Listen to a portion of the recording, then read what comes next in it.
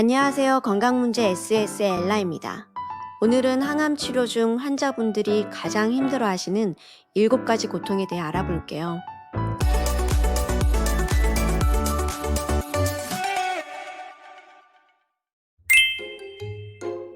첫 번째는 회복되지 않는 극심한 피로감이에요. 이건 그냥 좀 피곤하다 정도가 아니거든요. 많은 분들이 이렇게 말씀하세요. 10시간을 자고도 개운하지 않아요. 말을 꺼내는 것도 버겁습니다. 누워있어도 피곤해요. 이렇게 말씀을 하시는데요. 항암제가 암세포만 공격하는 게 아니거든요. 정상세포의 에너지를 만드는 기능까지 함께 망가뜨리기 때문이에요. 여기에 빈혈, 근육소실, 영양결핍까지 겹치면 몸이 무겁고 기운이 안 나는 거예요. 이 피로는 항암 당일보다 며칠 뒤에 더 심하게 나타납니다. 첫날은 오히려 긴장감이 더 크고 이튿날부터 3일째는 소화기 부작용과 수면 장애가 시작돼요. 4일에서 7일째는 백혈구가 가장 낮아지고 암성 피로가 극심해집니다. 8일에서 14일째는 조금씩 회복되지만 근육 저하가 심하거나 잠을 잘 못 자면 회복이 늦습니다. 15일 이후에는 혈액 수치가 돌아와서 일상 활동이 가능해지지만 또 다음 항암을 맞으면 피로가 누적됩니다. 그래서 잠만 잔다고 회복되지는 않아요. 영양, 수분, 운동, 감정 상태가 모두 영향을 줍니다. 두 번째는 멈추지 않는 메스꺼움과 구토입니다. 많은 환자분들이 제일 고통스럽다라고 하는 증상 중에 하나거든요. 특히 난소암이나 폐암, 위암 치료에 쓰이는 시스플라틴 같은 약물은 구토 유발이 아주 심합니다. 어떤 분들은 물조차 못 드시고 탈수나 영양실조까지 가기도 해요. 요즘은 항구토제가 같이 쓰이지만 완벽하지는 않아요. 심리적으로도 힘들어서 병원 냄새만 맡아도 토할 것 같다고 하시는 분들이 있습니다. 구토는 3가지 단계가 있어요. 1. 급성 구토, 항암 당일이나 하루 안에 나타납니다. 2. 지연 구토, 2일에서 5일 뒤에 다시 나타납니다. 3. 예상 구토, 예전에 심한 구토로 병원만 가도 속이 울렁거립니다. 그래서 환자분들이 이렇게 말합니다. 맞고 나서 2, 3일은 지옥 같아요. 그 뒤엔 좀 괜찮아져요. 세 번째는 입안의 상처, 미각 변화, 식욕 저하예요. 항암을 하면 입안에 물집이 생기고 혀가 벗겨지고 작은 상처도 큰 고통이 됩니다. 입이 건조해져서 삼키는 것도 힘들어지죠. 어떤 분들은 이렇게 말씀하세요. 모든 음식이 철맛이 납니다. 쓴맛이 입안에 감돕니다. 그래서 음식을 거부하게 되고 결국 영양이 부족해지면 체력이 떨어지고 회복도 지연됩니다. 악순환이 되는 거죠. 구내염은 보통 항암 5일에서 7일째에 시작해서 7일에서 10일 사이에 가장 심해집니다. 그리고 2주쯤 지나야 회복이 돼요. 면역력이 떨어지면 더 오래 가거나 감염으로 악화되기도 합니다. 미각 변화는 더 오래 갑니다. 치료가 끝난 뒤에도 4주에서 6주 이상 이어질 수 있어요. 어떤 분들은 몇 달이 지났는데도 맛을 잘 못 느낀다고 해요. 특히 위암, 대장암, 유방암, 췌장암, 식도암 항암 치료에서 이런 증상이 잘 생겨요. 5-플로라실, 캡시타빈, 메토트렉세이트, 독소루비신 같은 약들이 그렇습니다. 난소암, 폐암 치료 시스플라틴, 카보플라틴, 이포스파미드에서는 일부 환자에서 나타나고요. 췌장암, 유방암에서 쓰이는 젬시타빈, 탁산계 빈카알칼로이드는 드물게 이런 증상을 일으킵니다. 표적 항암제나 면역 항암제는 미각 변화가 드물게 나타납니다. 특히 위암, 대장암에서 많이 쓰이는 5-플로루라실 계열은 입안을 심하게 공격해서 구내염을 잘 일으킵니다. 또 유방암, 대장암에서 자주 쓰이는 캡시타빈도 미각 변화와 구강 통증을 많이 일으켜요.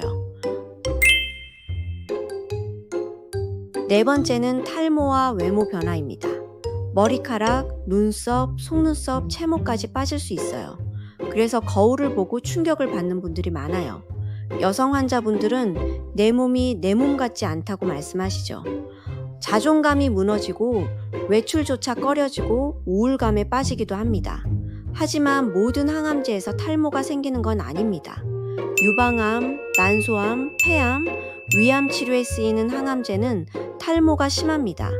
림프종, 육종 치료에 쓰이는 항암제는 중간 정도고요. 대장암 항암제, 위암 항암제, 표적 항암제, 면역 항암제는 탈모가 거의 없거나 경미합니다. 보통 항암 시작 후 2, 3주 내에 머리가 빠지고 14일 전후로 가장 많이 빠집니다. 치료가 끝나면 2, 3개월 후에 다시 자라기 시작하고 완전히 회복되기까지는 6개월에서 1년 정도 걸립니다. 특히 새로 자라는 머리카락은 색이나 질감이 달라질 수 있어요. 5번째는 암 자체 또는 치료로 인한 통증입니다. 암이 뼈나 신경, 장기로 전이되면 통증이 심합니다. 항암제나 방사선 부작용으로도 신경통이나 점막 통증이 생길 수 있어요. 문제는 이게 잠깐 아픈 게 아니라는 거예요. 24시간 내내 이어지니까 정신적인 소진도 빨리 옵니다. W의 이치오 보고에 따르면 초기 환자의 3, 40%, 진행성 환자의 7, 80%, 말기암 환자의 90% 이상이 통증을 겪습니다. 통증은 원인도 다양합니다. 뼈전이로 인한 날카로운 통증, 항암제나 방사선으로 생긴 신경통, 림프 부종이나 수술 후유증으로 오는 통증도 있고요. 환자마다 다르게 나타납니다. 그래서 중요한 건 암 환자는 모두 통증이 있다가 아니라 얼마나 빨리 관리해서 조절 가능한 상태로 만드느냐예요. 6번째는 면역력 저하입니다. 항암제는 백혈구를 줄입니다. 그래서 작은 감기도 폐렴으로 번지고 구내염이 전신 감염으로 악화될 수도 있어요. 항암 치료 중에 열이 38도만 넘어도 바로 응급실에 가야 할 정도입니다. 그만큼 면역력 저하는 생명을 위협하는 상황이에요. 그래서 환자분들은 늘 긴장 속에 살 수밖에 없습니다. 마스크 착용, 외출 제한, 손 씻기를 철저히 지키며 생활해야 되죠. 7번째는 외로움, 불안, 우울 같은 정서적 고통입니다. 많은 환자분들이 이렇게 말씀하세요. 육체적 고통보다 마음의 고통이 더 힘들었어요. 내가 이 병을 잘 이겨낼 수 있을까? 가족에게 짐이 되지 않을까? 내가 없어지면 가족은 어떡하지? 이런 불안과 두려움이 환자의 마음을 짓누릅니다. 게다가 항암 중에는 외부 접촉이 줄고 대화도 줄어들면서 고립감이 더 커져요. 결국 회복 속도를 늦추고 치료 의지도 떨어뜨립니다. 그럼 가족과 보호자는 어떻게 도와야 할까요?